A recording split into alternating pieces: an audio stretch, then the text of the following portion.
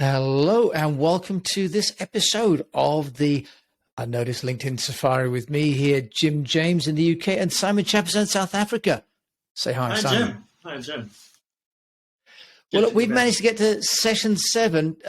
Tell us today, what are we going to do to help us progress the use of LinkedIn to promote my book, The Unnoticed Entrepreneur, and my profile, and basically get LinkedIn to be a useful platform? Yeah, so today we're gonna circle back to your posts and the content you have been publishing. And today is an interesting day because I think we are now at a stage where we can start building what I call the content library. And the content library is a great thing because it allows you to recycle content and have a body of work that you can use with a consistency and a clarity of message. And we're going to look into this. You did 2 slideshows over the past 2 weeks. So we're going to review these. We're going to look into a framework, how you do these slideshows. And we take a quick look at the numbers that we have achieved over the past 4 weeks to put what you've done into a perspective, with your reach. Okay, that sounds great. And I see today you're back in your studio, so we're going to not have the problems that we had last time. So, Simon, I think we're going to make some progress. So why don't you take over then and share with us what you'd like us to learn? Absolutely. So let me share my screen with you. And let's start with a really quick recap of what we've done over the past 7 weeks. And so this is what we've achieved. I think we can be proud of that. So we have rewritten your profile. You've written a new about text that I think is much clearer. We have, and this is important, we have reduced the time you spent writing posts because we have reduced the total number of posts. Remember, you published like 3 or 4 posts a day. We've cut this down to 1 post, giving you more reach.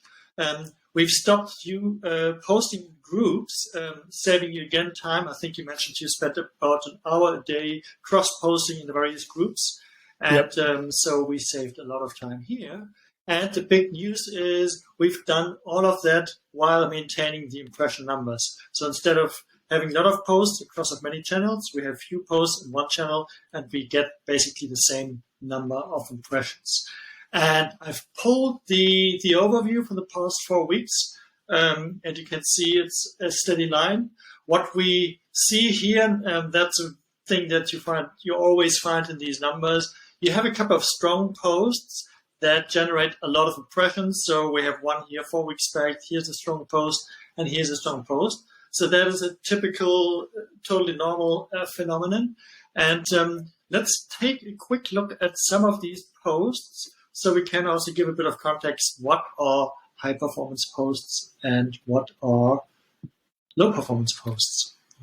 Great, Simon. I think, and just for those people watching, listening, I have reduced the amount of time I spend on LinkedIn from nearly 2 hours a day down to 30 minutes. So we called it content dumping before, where I was just sort of sharing 5 or 6 posts, reposting other people's posts and so on, and really getting it down to, Simon had summarized, you're either entertaining, you're informing, you're educating, or you're inspiring, if I'm not mistaken, Simon. Those are the 4. Exactly. So now I approach every post with one of those 4 goals. So that's terrific. And I think the other thing that we've achieved, or I assume that it's the case for you, now with less time and less things to do, you have more clarity and more focus. So going forward, it should be easier to focus on these 5 qualities that you've just outlined, giving value to readers, instead of spending time across different groups and channels and cross-posting. So you can really hone in, tune in to what your readers want. Yep. So here I want to look at 6 posts from the past 4 weeks, just to give a bit of context or to illustrate some things I think are interesting. So the first 2 posts that I'm going to show you are video posts. And the interesting thing here, we're not going to watch the thing, but the interesting thing is you have only two reactions, two people that like that, but you have 2,772 impressions, which is a lot. And we have the same phenomenon with this post. It's also a video post, even worse, one like, but also 2,120 impressions. And the reason why I'm showing that and why I think this is interesting is it's not only about the number of impressions we get, but we are interested in getting people to engage with content. And what we can assume here is like that the people didn't really like what, or were not really interested, even though LinkedIn showed it to a lot of people. So what I'm going to show you now is a post that you did exactly a month ago, I think a little bit over. And this post is beautiful because it did what it should do. It reached a lot of people. We have 3,800 impressions, and we have 42 people who engaged with a like, or 16 people who commented in one person who posted it. So that is what we really want to achieve. So it's not pure quantity in terms of impressions, but we want people to engage. And I think the engagement that you got here was really nice. People congratulating, giving you feedback on what you shared here, which is the learnings that you had from selling your agency. Yep, exactly. And I'm gonna get back to this post in a second when we talk about building a content library. So great example for a very effective post. It's professional. It's about your work. You've reached a high number of people, but you've also had a lot of people engage on the post. The other post is the post that you did 2 weeks ago to celebrate your sister. And, yes. Here's a picture. Dr. Shelley James. Yep. There she is, my beautiful, amazing, talented sister. You could read the love that you have for her from the post. So beautiful post. Did also really well. Let's see the numbers. You have 2,397 likes. Impressions, and almost 70 likes and 28 comments, which is also an example for a good post that worked well because you not only have a lot of impressions, but you have people engage with it. Okay, and so I need more sisters. I have 3 sisters in total, so I've got to get out write about the next sister. Sisters, but also I think the interesting thing with this post about your sister and the other post about you selling your agency is that they are in a certain way different but similar. This one is you talking about your business, selling the agency, and this one is talking about your sister. And in a certain way, you could argue that both are personal because you share something of yourself. Selling your agency is a personal thing. Parting ways after a long time is a touching experience. So I think that is a thing that a lot of people resonated with. And the things that you shared for your sister is also something more personal that people usually resonate with. And that is relevant for the content library that we are now planning to develop, because you should not talk only about professional stuff, but you should also have a mix of personal experiences thrown in, because it allows people to get a sense of who you are, and because it makes you more human. And so it's always a good idea to have this mix. And as we can see, it also helps with the impressions. What we see usually, personal posts always get more likes than professional posts. So I don't know why that is, but it's something to definitely keep in mind. Yeah, and in a way that shows that LinkedIn has a heart, that it's not just a trade show, right? Absolutely. It's a community. And I think that's one of the takeaways that I've had from doing this with Simon is that you're not just going into a room and shouting. You need to go in and participate and listen and engage, and it's exactly one of the same when you go to a meeting, chamber of commerce, or some business meeting. You don't come into the room and sort of with a megaphone shout out what you do, but you sort of mingle with people. Maybe you have a glass of water in your hand, and the first thing you ask is probably, what do you do? What's your name? Where are you from? And only after a while, so it becomes maybe more business-like. But the first thing is always like checking out the person. Do I like that person? Do they have kids? Are they married? So it is what we like as humans. No. So it's a good lesson to learn. So back to the other presentation. So now that we have saved a lot of time, minimized the work that you do, and we've had some learnings in terms of the content performance. We can move to the next stage, which is honing in on your one post type that really works nicely. And I found that maybe I'm a bit of a nerd, but the interesting thing, what I saw with your sister's post, was that it had an amazing number of impressions and likes, and it was published, I think, this day here. But the interesting thing is that it was not a fast-burning post that sort of gets all the impressions in one day. And those are usually the posts that are more engaging for people or more interesting. So it's sort of a post that is being shared from person to person, and sort of like handed forward, which explains that you have a rather shallow curve here. So it's not a strong spike, because this post gained impressions and likes over days and days. Yes, it was interesting that actually. And I once had a post about my African wife and her parents staying with us. This post didn't take off for a couple of days. Then after 3-4 days, it slowly grew, and for 2 weeks, it sort of became what some people would call a viral post. But it took a long time, and was sort of more a flat curve, but it was very successful if you count the numbers of impressions and likes. So that is one interesting thing that I saw with your post. And the other thing, what we can see here, that is the first slideshow that you did about last week.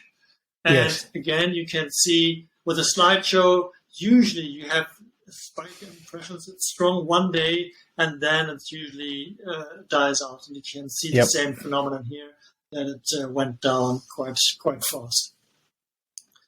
So there's a bit experience share on LinkedIn. So as we said, so we've saved time, and we've settled on a high reach post type, which is slideshows. And you've done a slideshow last week. We're going to look at that in a second, and we're going to analyze that in terms of what you've done there and why that has worked so nicely. So great.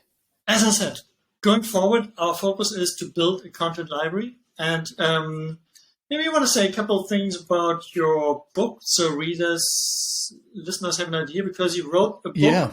You've interviewed 50 entrepreneurs. Maybe you want to show that again. Yeah, there you go. This is the Wiley published Unnoticed Entrepreneur. The camera's struggling to... There we go. Yeah, Unnoticed Entrepreneur, published by Wiley, available on all stores. It's 50 entrepreneurs that have been on my Unnoticed Entrepreneur podcast that are now compiled as articles. Actually, this is the first volume, and another volume's going into print soon. So that's right, Simon. Thank you. That's really why we're doing this, is to try and help share what's in the book with people on LinkedIn, so that they can know that this resource is available for them. Yeah. And I think in the book you have 50 different chapters, 50 different entrepreneurs, and all of them share one thing that's helped them getting noticed. So you have a rich body of work here. You have a lot of information on your hand, and you basically have a content library at your fingertips. And what you've started doing last week with the first slideshow is you've taken the first author, the first guest from the book, and you've turned that, what he said, what he shared in this chapter, into a slideshow. So this is Oscar Trimboli in the 4 Villains of Listening, right? Yeah, exactly. And so what is happening now is we are basically leveraging your book to create more slideshows from the book, recycling the content. And we're going to do this in a way also thinking about saving time and energy, doing it in a way that you can repost the same slideshow maybe in 3, 4, 5 months' time, which is a thing that not a lot of people feel comfortable about. So a lot of people think they have to constantly write new content. And we've analyzed a lot of high-performance authors, and what you find is they don't do this. They are too smart. They've realized it's too much time writing a post every day or 7 posts a week or something. So they've essentially built a library, and I'm just thinking of Justin Welch. He's recycling. So I've been following him for a year. Yeah, makes a lot of sense. Exactly. And I keep seeing the same posts. Okay. So let's get back. Yeah, and so I went into Canva and I created a template. Simon originally said that the template I had, where I had the red, the gray, and the white, which is the sort of colors for the unnoticed, was too many colors, so too much of a distraction. So I made it just a white text on black background, just one standard, using Bebas New as the font and Aileron as the secondary font. So it's worth just thinking about the corporate identity of it, so that you don't try and recreate slides that look different every time. Exactly. You want to have a corporate identity.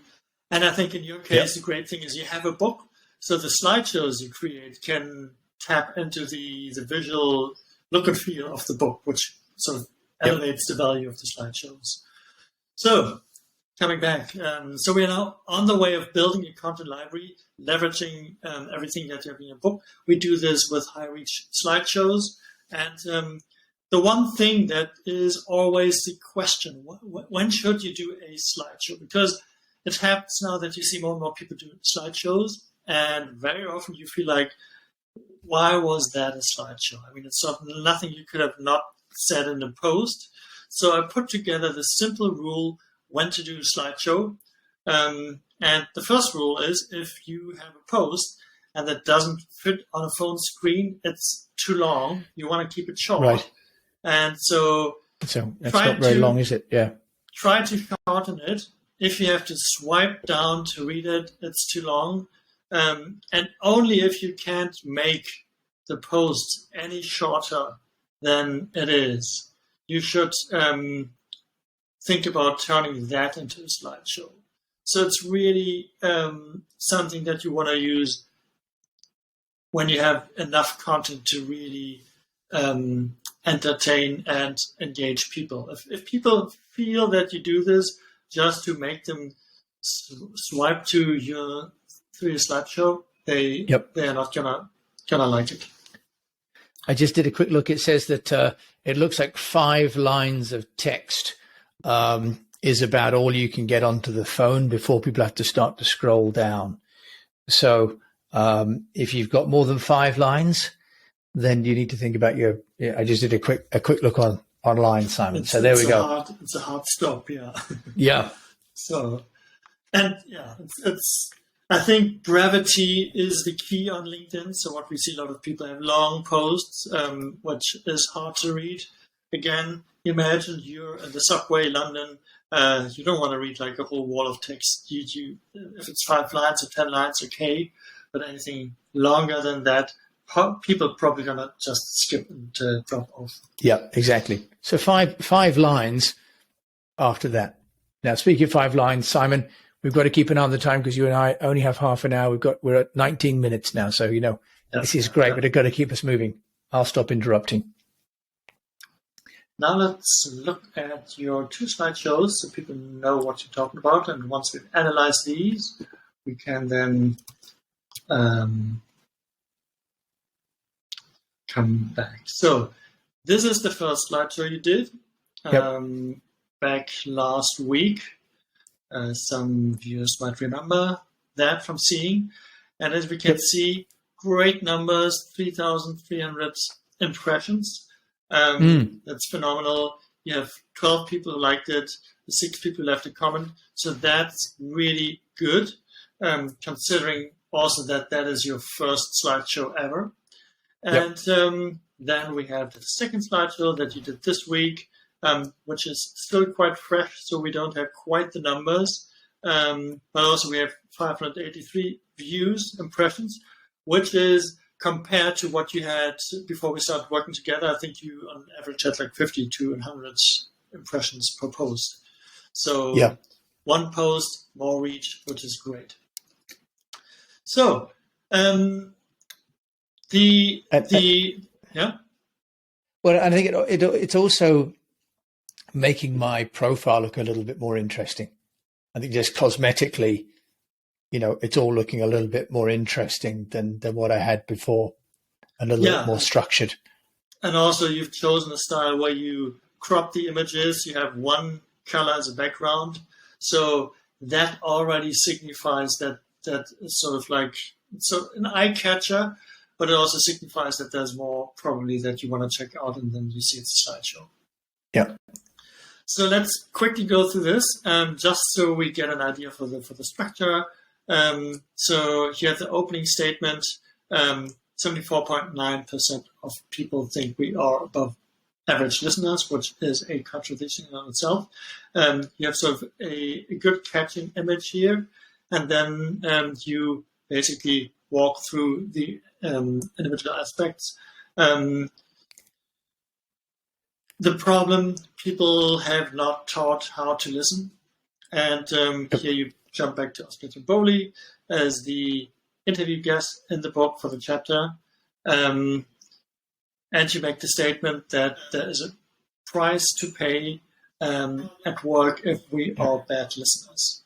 And now you leverage what Oscar has given you, the 3 essential questions that you can use to become a better listener, which is that you ask people to say more. The second one is to ask what else, and the third one is to just listen. So you've given 3 actionable things here that I as a reader can take away if I want to improve my listening skills and if I want to give other people the feeling that I'm really tuning into them. So you've listed the takeaways of this chapter in a slideshow, and you've wrapped up the whole slideshow with a call to action, with a book, an image of yourself, which is a very good thing to do because I don't know what the numbers are. I think if you have an image of yourself on the last slide of the slideshow, it increases reach by 50% or something crazy. Wow. Okay. That's amazing. So get a good headshot. And all I've done is use Canva to remove the background of the picture. It's very easy to do. Lots of software will do that as well.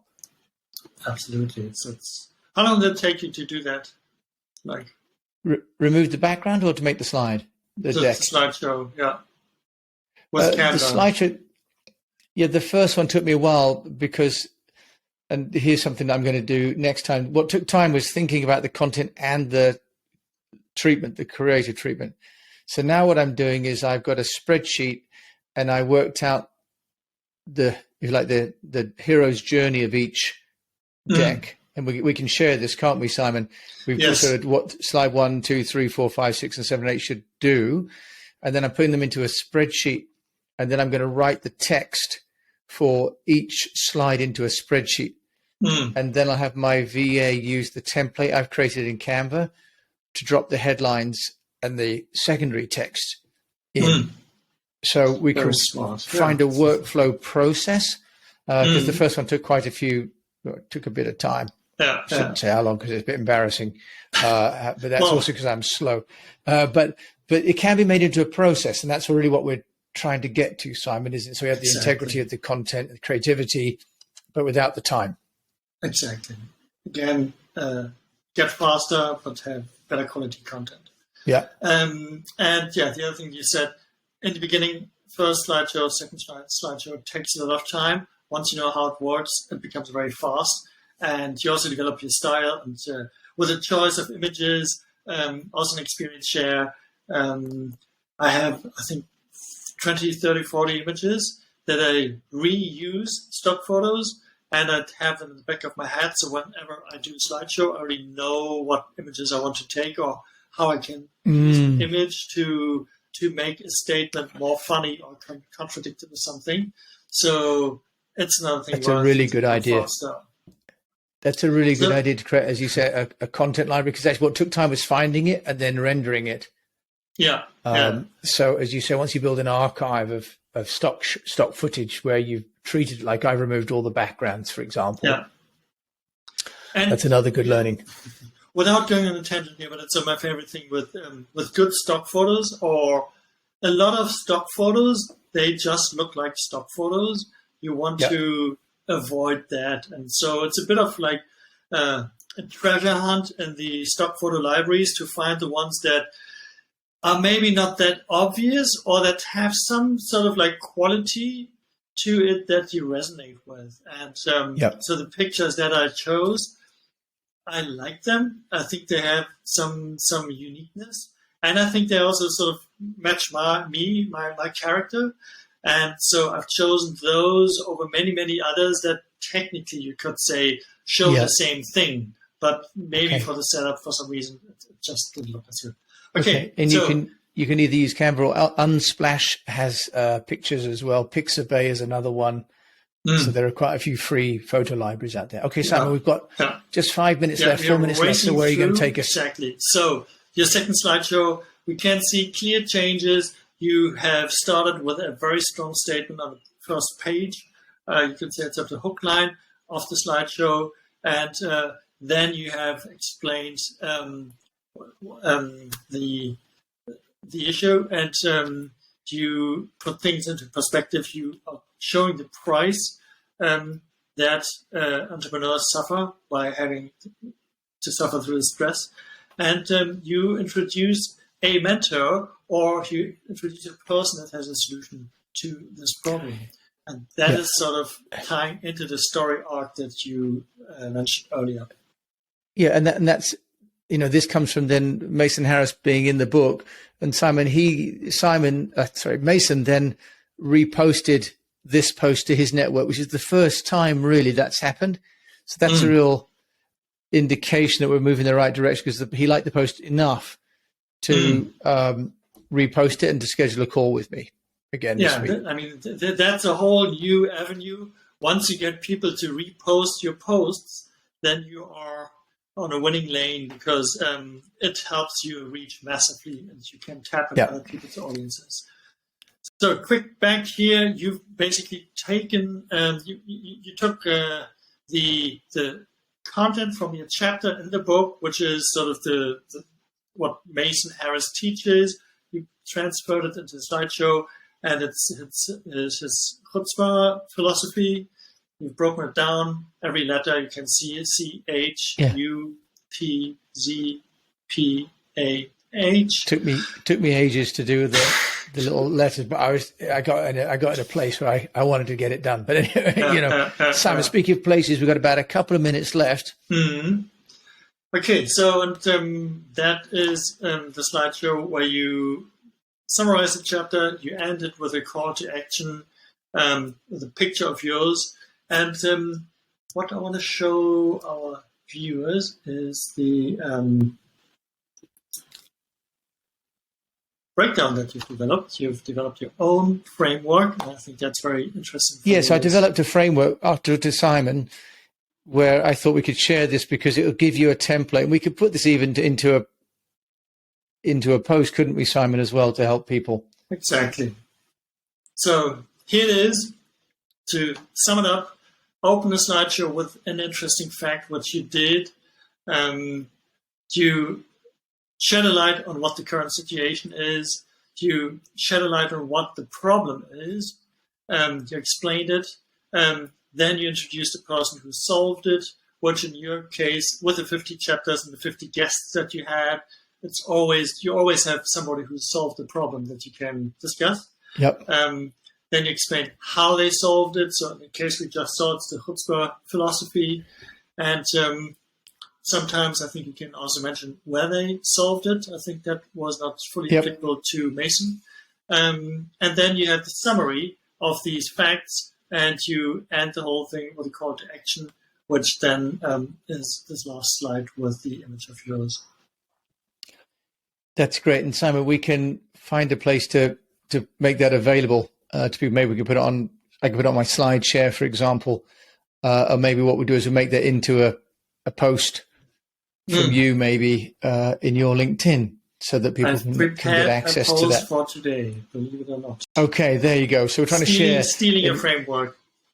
I didn't see the copyright. Anyone see the copyright? I didn't know they saw the copyright on there. Copyright? When the student teaches the master something, that's nice. Yeah. Now, Simon, past, mindful of the time. On the dot. What do we need to do to close? What do we need to do? We need to do a new slideshow for the next week. And we're going to improve that. And we're going to see your numbers slowly creep up with people following you for your good content. Okay, great. Simon, I think if I can share then sort of a takeaway for this week for me has been, the need really to focus on thinking about who I'm writing for and the goals I've got for the post and investing the time in the content creation, not the distribution. And in really thinking through, would that add value to me or to my avatar? And if not, going back to the drawing board. I think it's been a really, really valuable. Just said a great thing, to invest your time not in distribution, but in creation. That's a nice one. Thank you so much, Simon. Simon Chappuzeau in South Africa, in Cape Town. Thank you for keeping the power on for us today. No problem. Thank you. And thank you to everyone for taking time to watch this on live. I know most people are working and won't have half an hour, but we're putting this on the YouTube channel, on the Unnoticed Entrepreneur. We'll put a link in my next post to that. We're also learning the things that we're writing about are in this book. And you can also listen to the Unnoticed Entrepreneur podcast, which you can find on any player with me here, Jim James. So thank you again for joining us on what was session 6 of the Unnoticed LinkedIn Safari. And then we will be back the same time, same place next week. That's Thursday, 12 o'clock here on LinkedIn. Thank you for joining us. And until we meet again, keep on communicating. Exactly. Thank you.